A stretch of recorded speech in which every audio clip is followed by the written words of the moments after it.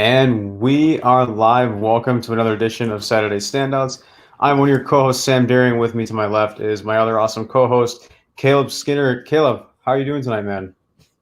Man, I'm doing good. Had a busy night trying to get some things done around the house. Other than that, just working as usual.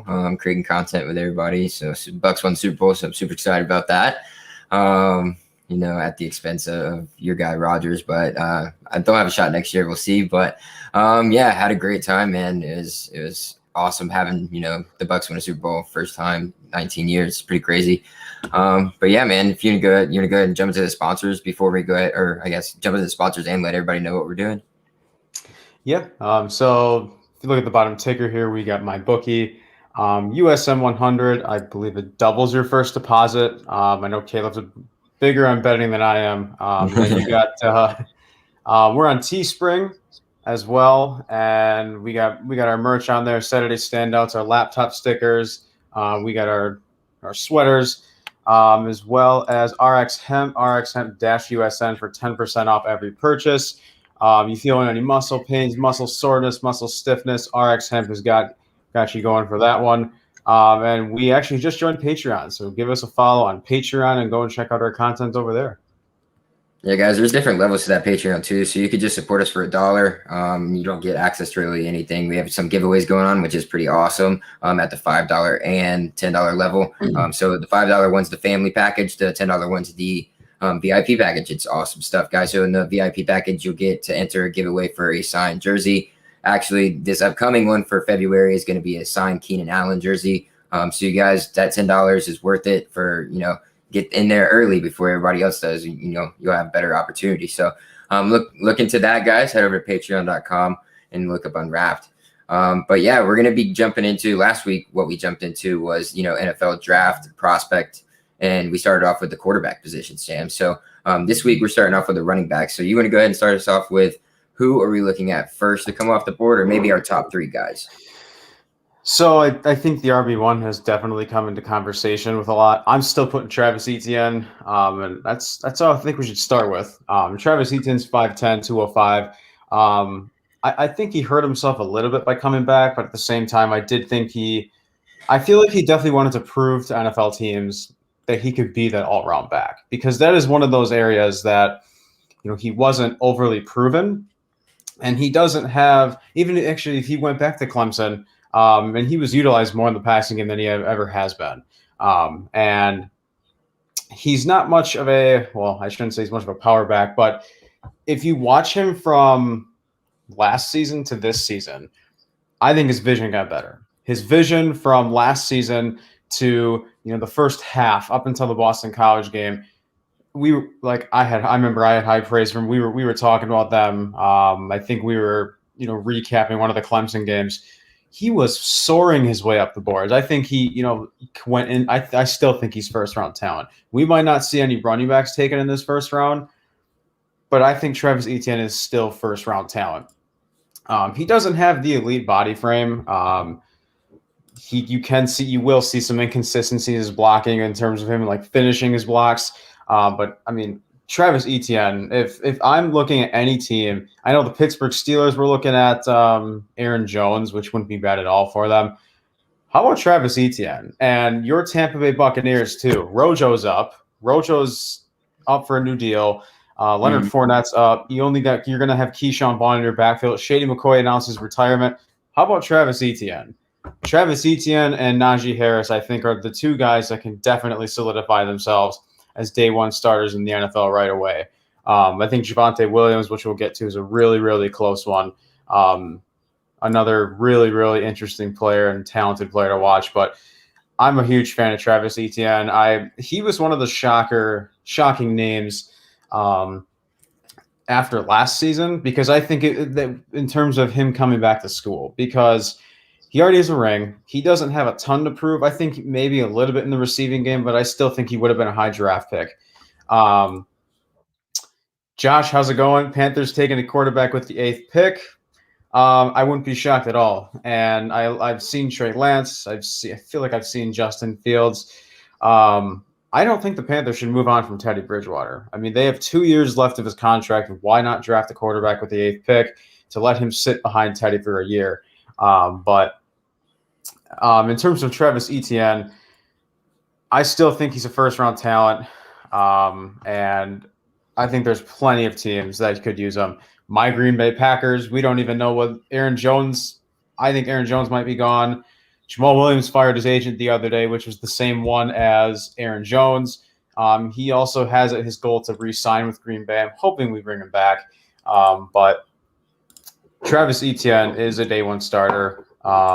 He has some polishing up to do, but he was one of the shockers that came back to school last season. But he has definitely proved his worth. Yeah, it's 100% shocking. I was shocked that he didn't come out after last year. But then again, you look at the most recent running back classes, and they're all pretty stacked, have a lot of good guys in them. And this is kind of the year where you could have had a shot if you really shown. But it's been the same two guys up top, like you were saying, Sam, Naji Harris and Travis Etienne. I personally probably would go with Naji Harris just because, it's from Alabama. You don't really have any proven Clemson backs in the league right now. So, Alabama, they got the talent. He's huge. And he's been shown to be great out of the backfield as well. So I would personally take him. That's not a knock on Travis Etienne. He had a pretty solid season, like you said.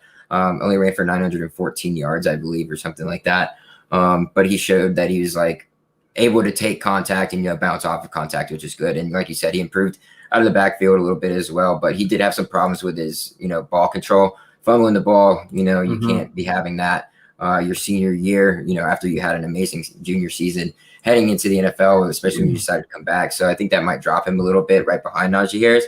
But I wouldn't be surprised, like you're saying, for Etienne to go number one because he is a proven back.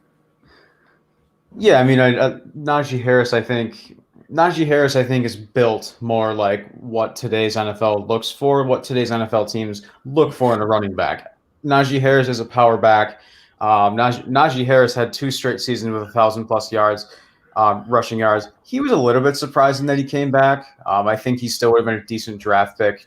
I would say day 2 draft pick, but he's really solidified himself as first-round talent. I like Naji Harris a lot. I see very similar fits as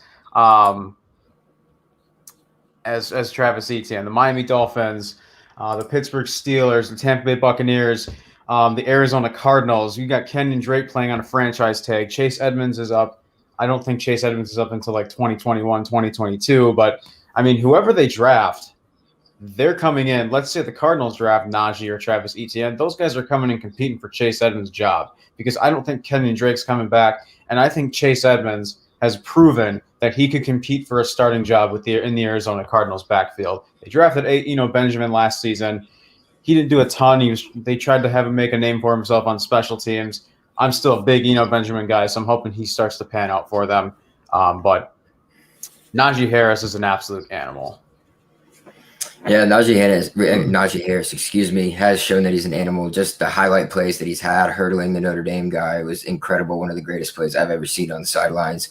And then what he was able to do in the national championship game as well against Ohio State. He's just an all-around.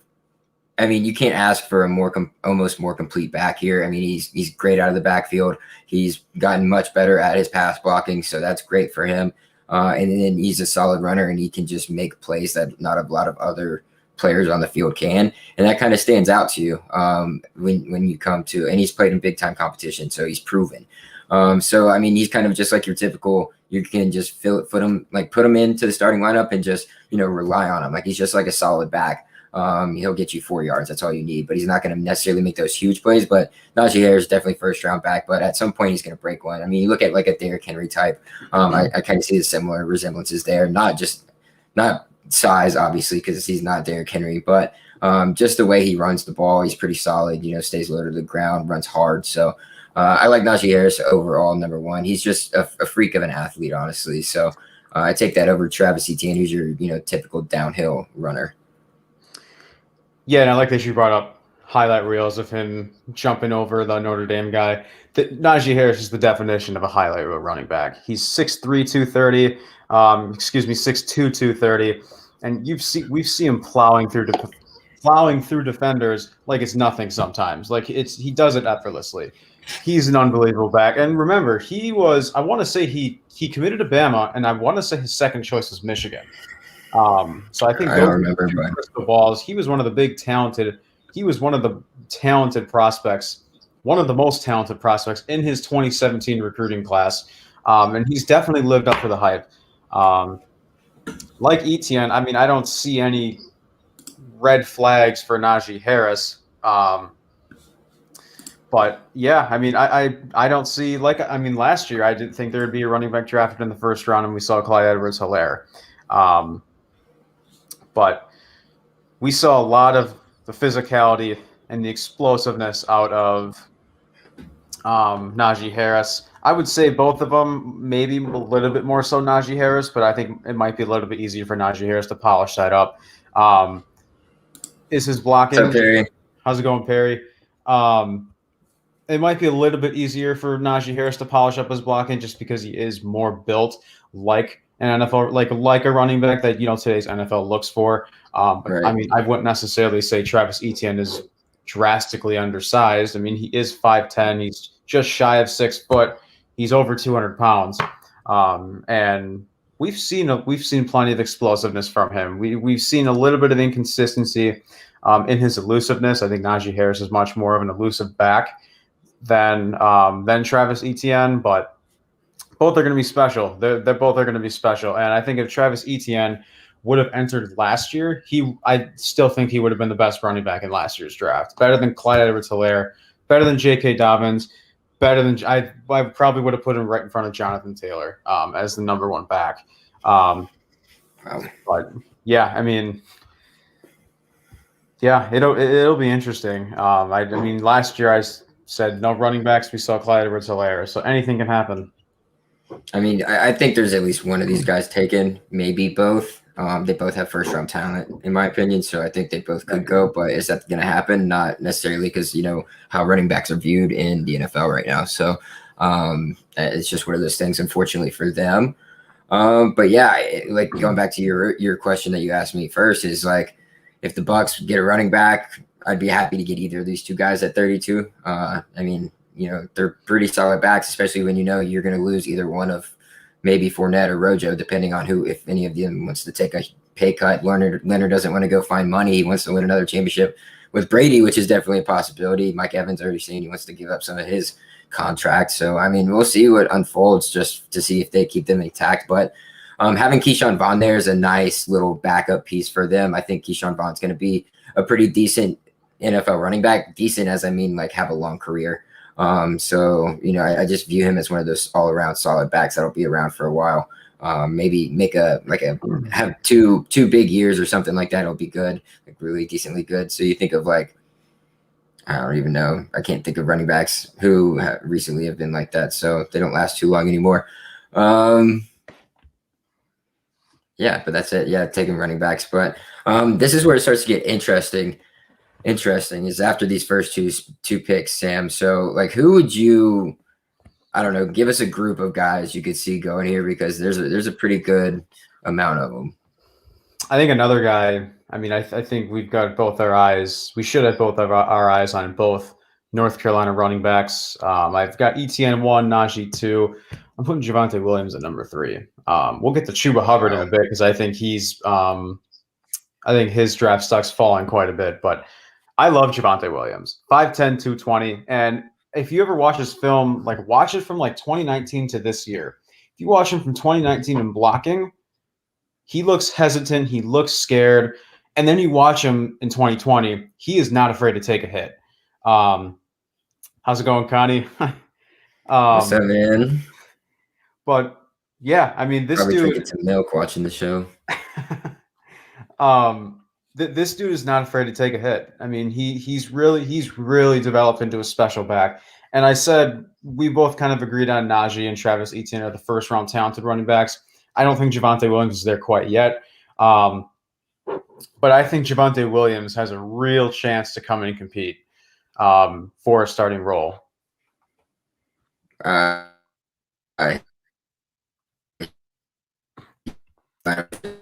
crazy that they had Javonte Williams and Michael Carter. So that was pretty filthy. One's, speedster type guy. One's more of a bruiser. So, but they're both fast once they get in the open field too. One's a little bit bigger, heavier. One guy's a little leaner, runs outside instead of inside. So it was a nice 1-2 punch for him. But I don't know. You throwing him at 3. I feel like that might be a little early for either of them. So why did you do that? Like just based off of that one thing and his improved blocking? Yeah, I mean, I think he screams consistency. I don't want to put Kenneth Gainwell. I think Kenneth Gainwell is undersized. But I think Gainwell has a bright future. I see him as I see a lot of Tariq Cohen in him. I think other analysts have, kind of put that on him as well. A guy that can be a pass catcher, the underrated pass catcher on an offense, because I think Tariq Cohen is a very underrated pass catcher. And I think Kenneth Gainwell can be a very, very reliable complementary running back to a starting role or to a starting running back. Chuba Hubbard, I've never been overly high on Chuba Hubbard. I think he's very talented, but I mean, he had one good season and everyone was saying he's this first round talent, that he's going to be drafted in the first round. And we didn't see him take that big leap. Yeah, he opted out halfway through the season because of COVID, rightfully so. But even before that, he didn't really take that leap. And I think he was one of those running backs in this running back class that everyone was expecting to take a leap. I had Hubbard at 5, but now I'm to the point where I kind of want to put Gainwell at 5. Etienne 1, Harris 2, Javonte 3. I don't remember who I put at 4. But 5 was Hubbard at the time. I think 4 was Trey Sermon, actually. But I think Javonte Williams absolutely screams consistency. I mean, even once you get out of maybe the Kenneth Gainwell, the running back class starts to slowly fall off. But we could see some hidden gems in this draft. I mean, we saw Demetric Felton, the guy that played running back at UCLA, showed off his versatility at the Senior Bowl and converted to wide receiver. Michael Carter went off in the Senior Bowl, had 2 touchdowns, played very well. So we could see some hidden draft gems, but I love Javonte Williams. Not a highlight reel back like Naji. He's not a Travis Etienne, but I think he's got a very bright future in the NFL. Yeah, he's good. Don't get me wrong. I just understand this because, he missed the whole season because he decided to opt out, but 3 of his family members ended up dying of COVID, which is pretty hard on somebody. That's absolutely crazy. Actually, 4 family members to COVID, which is insane. So he opted out for the season, which I get totally. So it's just, not seeing him, people kind of forgot about him, but I think he is overall the better back. So I think this is the 3rd guy in the draft, ultimately, is what I'm saying. I just look at Mike Norvell, so the head coach at Florida State right now. His track record with running backs has been great up to this point, and Gainwell is supposed to be that 3rd guy. So you think of the likes of like Tony Pollard and Darrell Henderson, 2 backs, even though they're, backups or they split time with other running backs in their system, they have also shown the ability to have much flash and big playability in their offenses that they're in. And I mean, Pollard has shown it he's getting, playing time over Zeke. And then Darrell Henderson, when, Cam Akers was out and he was healthy, he was able to, carry the load too. So, I mean, both those guys, you see the track record of Michael Norvell. I kind of like Kenneth Gainwell right there, just because I don't know where the other 2 are coming from.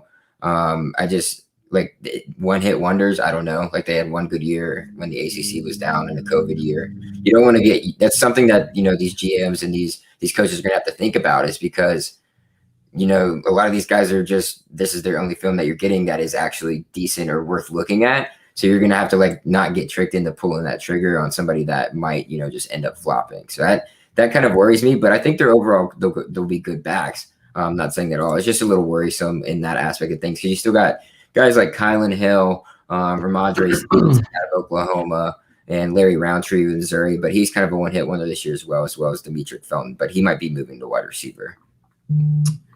Yeah, I mean, I like Gainwell a lot. I mean, we've seen, I think Gainwell, other than his size, he is the definition of an all-around back. He's the running back that today's NFL looks for. They want a pass catcher. They want a guy that can, be productive in both the run and the pass game, and that's just what Kenneth Gainwell does. You mentioned that he opted out due to COVID and unfortunately lost a few of his family members. Very unfortunate. Very, very sad news. But I think this running back, I think he should be talked about more. I will definitely agree with you there because, I mean, I feel like we've seen, like, look at Trey Sermon. I think Trey Sermon's, flying his way up the boards. He would have been interesting to see at the Senior Bowl because you look at Ohio State, it almost seemed like they didn't know how to correctly use Trey Sermon until, like, he wasn't used the right way, it seemed like, until late in the season. And that's when, like, he really, really shined in games that didn't matter, I should say. Like even a game or two before the college football playoff, he's really started going off. And Master Teague's back at Ohio State, which makes a lot of sense. But we've seen, I mean, Trey Sermon's an example of that. Like with Kenneth Gainwell opting out, we're seeing other guys, go off. Naji Harris really flying his way up the boards, potentially being a first-round pick. Trey Sermon could be drafted early. We saw Javonte Williams, Michael Carter. So, like, that's the tough thing with certain positional players is you'll start to see other players at their position really go off. Gregory Rousseau is another example. We'll get to the edge rushers another time, but there's multiple edge rushers that are really going off. Ojulari, Joseph Osai, Kwity Paye, multiple, you name them. But I do agree with that, though, Caleb. I think Kenneth Gainwell should be a guy talked about more. Yeah, I definitely should. I just think, he's kind of looked over right now because of missing this past season. So it is what it is. But yeah, Trey Sermon has an ability here to kind of make his way into, the conversation of all these other running backs we're talking about. Too at Arkansas. So he didn't have a great 2020, but there's a lot of these guys who have had bigger years. I mean, everybody has, but there's also a shortened season. Not a lot of these guys play the same amount, even though Rakeem Boyd is in the SEC. So, I mean, guys like Demetric Felton, other than having that huge Senior Bowl, that was huge for him. And then Larry Roundtree also had a great Senior Bowl. So let's talk about those two Senior Bowl guys real quick. Yeah, I was going to say too. I feel like there's quite a few players where their stats might not wow you. But then, like Larry Roundtree, like Demetric Felton. Demetric Felton quickly turned into a fan favorite and showed off his versatility. I don't even remember where people had him predicted to go. Probably mid day 3 pick, somewhere around there, 5th roundish. I would say he might be as early as the 3rd round, but maybe a very early day 3 pick. But it'll be interesting. I think teams are going to fall in love with a lot of the versatile backs in this draft. It's not an overly deep running back class because I would definitely say after Gainwell, maybe it falls off quick or it slowly starts to fall off. But I like Demetric Felton a lot. And I mean, you did mention the shelf life of running backs. Look at the free agent running backs. The free agent class for running backs is loaded. Granted, you could see a lot of teams go that route instead of taking some of these running backs. So that's something to keep an eye on. Right, exactly. And actually, I'm glad you brought that up too, because we see a lot of players fall for no apparent reason. And with the loaded free agency running back class, that doesn't necessarily help the running back prospects. So, but I think Demetric Felton could be a guy to keep your eye on. A guy that could be maybe a hidden gem, a guy that can really work his way into as a complimentary running back, a guy that's a very, very reliable RB2. You're talking about Demetric Felton? Yeah.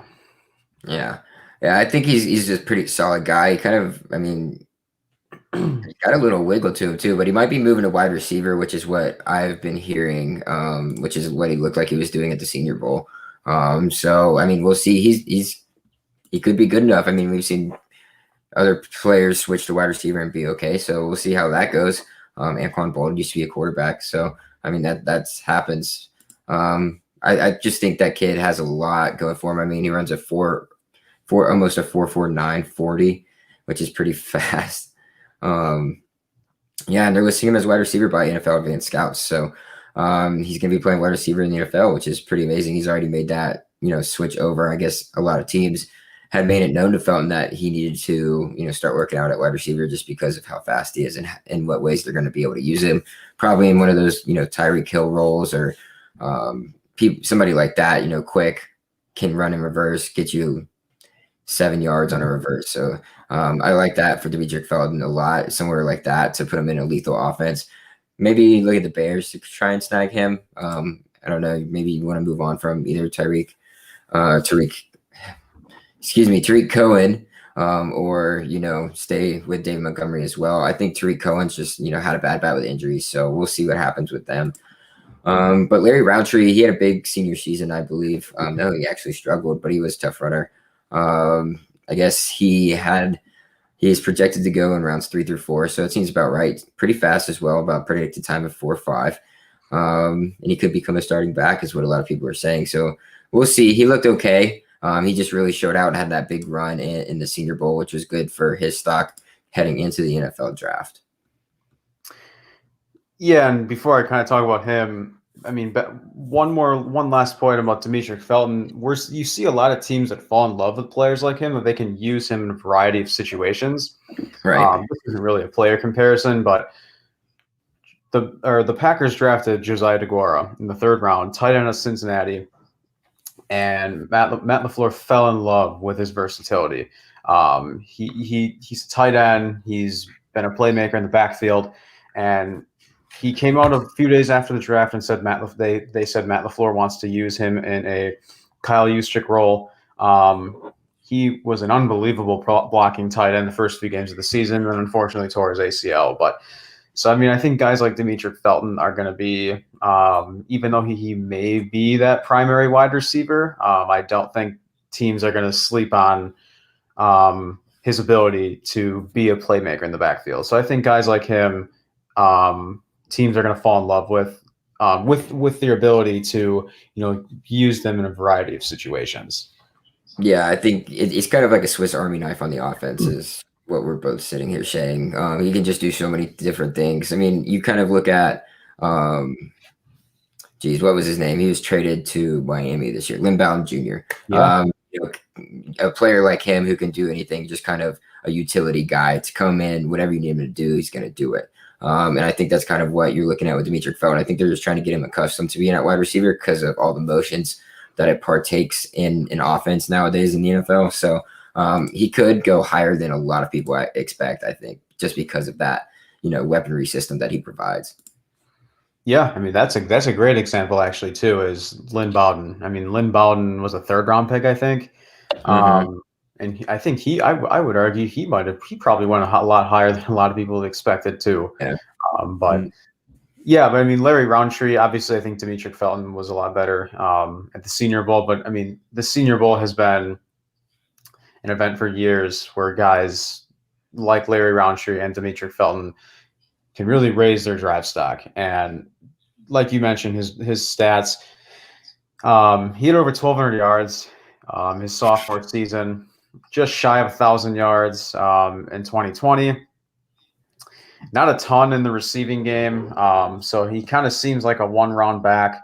That's the right phrase, but I mean, I like him on a team that can be maybe a running back by committee. But that's very interesting. I didn't even read that a lot of analysts are looking at him as a starting role, but I think he would be a fun guy to watch in a running back by committee. Look at J.K. Dobbins, and this isn't a comparison, but like J.K. Dobbins in Baltimore ran a running back by committee, basically. J.K. Dobbins, Justice Hill, Mark Ingram, and then Mark Ingram's a free agent now, but they didn't have their solidified starting back. So it'd be interesting to see if he goes to a team that ends up doing that type of running back room, where they don't have their type of running back. You're seeing a solidified primary starter, and you're seeing more than one running back stand out. Yeah. I mean, I think that's part of the new wave too, is you have two like pretty good guys. I mean, it's old school to have one guy. So you think of like the Titans with Derrick Henry, Green Bay even has two guys sometimes. So Chuba Williams, I mean, who knows? So I mean, you really think about that. The Saints have two guys always. Bucks have had two guys this year. Dallas has been using two guys. Rams are using three. Niners use like 3 or 4. I don't know how many they use. It's ridiculous how many running backs they go through. It's just everywhere in the NFL right now. You can go on and on about these two-back systems. I mean, even Arizona used it. I'm just keep going. You know, Patriots have been using 4 for years. Yeah. So Yeah. Talk about teams with running backs. So I mean, all these guys could get playing time, you know, in the NFL that we're talking about right now. I noticed that you kind of have Kylan Hill falling, and this is one of your guys that you were kind of high on throughout, you know, his college career leading up until this point. Was I? I don't remember. I don't remember where I had him, but I feel like he's preseason. You were talking about it. Did I? Okay, I believe it. But I feel like he's kind of like if you look at Kellen Mond, like we were talking about Kellen Mond last week, like he screened consistency. He's one of the most consistent / talented quarterbacks in the SEC the past 4 years, because Georgia's went through, you know, Jacob Eason, Jake Fromm. Georgia's went through like 2 to 3 in the past few years. Kylan Hill opted out, I want to say like halfway through the season or something. He definitely opted out. I don't think he didn't play the entire season. Right, he didn't. He opted out like halfway through, I think. If that, yeah, because he only had 58 yards on 15 attempts. But he was suspended from over a locker room incident, so he decided to opt out. Okay. So that probably raises a couple of red flags too. Yeah. I mean, I like Kylan Hill a lot too, because I mean, this guy's another definition of an all-around running back. I think he's highly proven in the receiving game. Doesn't have like elite stats, but I mean, he had 237 and a touchdown in 2020. He had 4 touchdowns in the receiving games 2 years ago. A touchdown in 180, 2019. So I wouldn't say they're good. I would almost say they're close. I don't know. But I mean, 631 yards and 6 touchdowns over the past 4 seasons. I mean, this is a guy, I mean, if you look at his stats too, he's utilized more and more. Speaking of his stats, their game this season when they beat LSU and he like went off receiving or something. Like, I want to see his stats for that, because that's like something I remembered about this season is Kylan Hill went off against LSU to open the season. Everybody was like, "Oh my god!" But yeah, he's like you say, he's an all around back. He's fast, dude. He's a lot faster than I originally thought he was. So that's good. But you know that locker room incident probably raises little eyebrows when it comes to scouts and what they're looking for and what teams are looking for. But he could be, you know, another 1-2 guy like we're talking about. I don't know if he's as high because of that locker room incident. I think that probably drops him a few spots because there are probably some better guys or better dudes in the locker room that can probably do the same things you do. So we'll see. But he had a game against LSU in the opening game this season. Yeah, I'm trying to find the stats for that. But I mean, as much as I would love Jamal Williams to come back, I don't think that's a for sure thing. I mean, I wouldn't be too shocked if the Packers end up letting Jones and Williams walk. I would not mind Kylan Hill. Wow. I wouldn't be too shocked. Would you go 2 backs in this draft if that was the case? Yeah. Or do you go find a guy in free agency? You draft one and you find one in free agency. I think they're going to draft one if they do that. And I think I think Jones is gone. I think they're going to do a lot. I think they're going to do everything they can to keep Williams. Otherwise, they might use one of their franchise tags, maybe on Aaron Jones. I think Corey Linsley should be at the top of the priority list right now, but because I think this is the best protection Rodgers has ever had throughout his career. But we re-signed Tyler Ervin. I think he's up. But I mean, even the Rams game, we saw a lot of creativity from the running back room. And Dexter Williams, he always fights for a spot on the roster. I wouldn't be shocked if it's 2 running backs. Maybe pick up a guy off undrafted free agency. We picked up Patrick Taylor out of Memphis, his rookie or out of the 2020 class. I don't think he made the team, but that could be a route they go. I don't see them going, draft heavy on a running back or let alone signing one. But I personally would love Jamal Williams. But if somehow both of them leave and they decide to, pay Corey Linsley out of both of those guys, or Tannen and Lazard are also up too, but they're both restricted. Um, I would not mind Kylan Hill if that's the case. If that somehow happens, you keep AJ Dillon as your premier power back, and then have him split carries with Kylan Hill.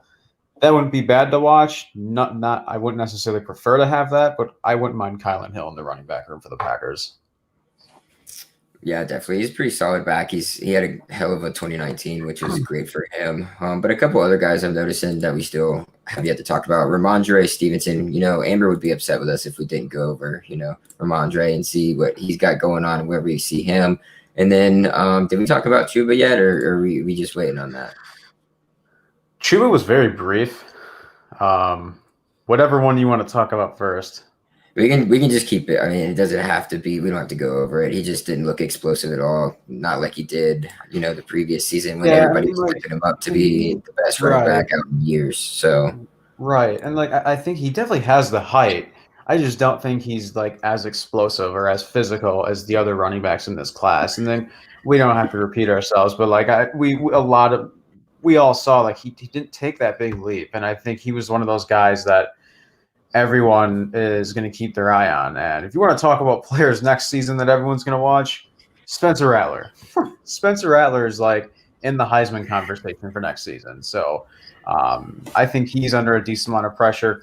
Oklahoma has also got quite a bit of transfers, or quite a bit of guys transferring. They brought in Wanya Morris, but one of their top DBs transferred out. I don't remember his name. But yeah, one of their top DBs transferred out. So Oklahoma's losing a lot of transfers. They're going to be an interesting team. A lot of them were backups, but yeah, I mean, Chuba Hubbard, I think he'll be productive. I think if he falls to the Packers, depending on what the running back situation looks like, I wouldn't mind it. But Chuba Hubbard might be a guy that turns into a steal, but I don't see him being a starting running back. I think he could be a complementary back to, like an elite running back or a guy or a starting back that's up and coming. I don't really see him as a starting running back in the NFL. Right. I think you hit it right on the head with him. I mean, he's kind of a straight line guy. So he has to hit one hole and then go. Mm-hmm. He's not one to really take contact, which is something they need to, run with in the NFL as a power. You need to be more of a power guy instead of just a one hit and go. Have some type of vision as well. But I mean, once he does get in that space, his speed is insane once he gets into the open field. He uses that speed to get through angles too. So that's why he doesn't really move a lot. And that's just the one thing when it comes to him that, you're just kind of one dimensional there. And that hasn't looked good this season because teams were starting to figure you out. But other than that, Ramondre Stevenson, running back, fullback out of Oklahoma. It's interesting they have him listed as / fullback here. They have more of him as probably like a H-back role. So we'll see what that looks like. And apparently he kind of impressed team sources out there that at the Senior Bowl as well. So that's why he's kind of in the mix as well as for another running back. Heavy downhill guy, good route runner, pretty good pass blocker at 6 foot 232. Just kind of more heavy. So we'll see. And have you been able to watch Ramondre Stevenson at all? Not a ton, but I mean, if you look at his stats too, I wouldn't say it's unproven, but it shows that he is capable of being a pass catcher. I mean, it doesn't shock me too much that he's 246 or that he's listed as a fullback at 6 foot 246. But I think that's one of those guys that didn't really have a wowing season. But I mean, he had shy of 1,000 receiving yards. 665 and 7, but he had 876 scrimmage yards. But he's a promising player. I think he could turn into a guy that's maybe dug deep in their running back room, in a team's running back room. But if you look at his power, though, I mean, he could turn into a fullback on a potential team. And going off of, I don't think we have this guy on our list, but I want to say Garrett Groshek had a year left of his eligibility with the Badgers. He declared for the draft. I don't think he gets drafted. I think I think he'll definitely sign with a team undrafted. I think he entered as a halfback. He's a fullback. He was a fullback last year. But I mean, Garrett Groshek was one of, if not the best running back that we had. We didn't have a solidified running back. It might be Jalen Berger next year, but that's a topic for another time. But I was really surprised, especially if Garrett Groshek had a year left of his eligibility. that he entered. He doesn't have stats that really wow you, but he could turn into a fullback in the NFL. And that could be a position where Ranjere Stevenson potentially stands as well. Yeah, and then I think the only guy we have yet to talk about is Rakeem Boyd, running back out of Arkansas. He couldn't really find running lanes this year. He's kind of the last big one on this list. You can maybe talk about Trey Ragas and Javion Hawkins if you want to talk about them a little bit. And then I think you like Puka Williams as well a little bit, don't you? Oh, I think I just said Puka Williams opted out. Puka Williams opted out of Kansas. I want to say it was because I think he had family that he had to take care of too because of COVID. I think that was one of the big reasons he opted out right before the season started, I think. But yeah. All right. Well, I think that might, do it for our running back class. Is there anybody else you want to go into, Sam, before we go ahead and, sponsor off? You said we didn't talk about Rakeem Boyd yet. I think we mentioned him a little bit, kind of like what we were mentioning, Chuba. But I mean, he's gonna be all right for 6 foot 213, 4.56 projected 40 time. He'll probably go around round 4 or 5, I would imagine. Yeah, that's right. Yeah. Just another mid-round guy that is pretty solid. Nothing that we haven't mentioned about the other ones. He's got, pros in certain areas and then cons in certain areas as well. So it kind of makes that, hard to scale. I mean, anywhere between 3 and 5 is probably where Rakeem Boyd will be, depending on what team you see.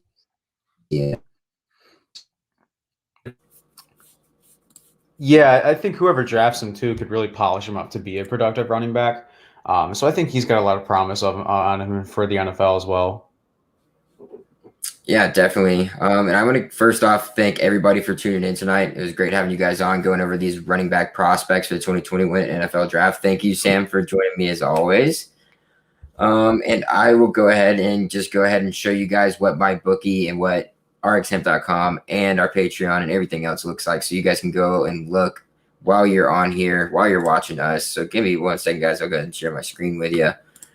Go ahead and pull out. The first thing is going to be RxHemp. It's our all-natural pain relief cream that we are sponsored with and partnered with. It's a hot and cold therapy, which is awesome. RxHemp usually takes a while to load, so give me 1 second, guys. Oh, well, we'll just say it. No need to screen share. 10% off every time you use code RxHemp-USN on rxhemp.com. And then if you head to my bookie, if you're a gambling man like myself, like Sam said, I know Sam dabbled a little bit in the Super Bowl, but head over to mybookie.ag, use code USN100 for double your first deposit, guys. And that's a limit of a minimum of $45, and you'll get double that. So you throw in $50, you'll get a free $50 to play with. That's $100 to bet on whatever you want. They also have an online casino, that is awesome as well, that I tend to lose a lot of money on just because I don't know when to stop.